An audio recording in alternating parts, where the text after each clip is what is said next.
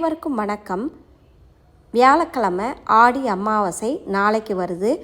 இந்த ஆடி அமாவாசை தினத்தில் நம்மளுடைய முன்னோர்களுக்கு நம்ம கொடுக்கக்கூடிய தர்ப்பணம் திதி இது எல்லாமே நம்மளுடைய முன்னோர்கள் 41 தலைமுறையினருக்கு போய் சேருது.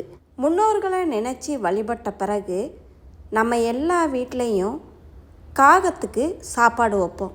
இது நம்மளுடைய முன்னோர்களே காக வடிவில் சாப்பிட்றதா ஐதீகம். அதுவும் ஆடி அமாவாசை அவ்வளவு சிறப்பு வாய்ந்தது. இந்த நாளில் நீங்கள் அவங்கள நினச்சி உங்களால் முடிஞ்ச உணவுகளை தானமாக கொடுக்கணும். அந்த மாதிரி என்னென்ன தானங்கள் கொடுக்கலாம் அப்படின்னு பார்த்தீங்கன்னா, பொங்கலுக்கு தேவையான அரிசி, பாசிப்பருப்பு, வெல்லம், நெய், முந்திரி, திராட்சை, ஏலக்காய் இந்த பொருட்களை 5 பேருக்கு நீங்கள் கொடுக்கணும். உங்களால் முடிஞ்ச குறைவான அளவில் கூட நீங்கள் அதை வாங்கி கொடுங்க.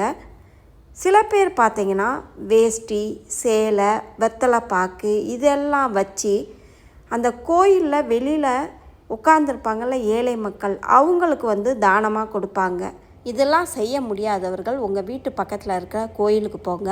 அங்கே 3 பேருக்கு 5 பேருக்கு நீங்கள் சாப்பாடு வாங்கி கொடுங்க. ஏழை மக்களுக்கு நீங்கள் கொடுத்துக்கிட்டு வந்தீங்கன்னா உங்களுக்கு கஷ்டங்கள் என்பதே இருக்காது.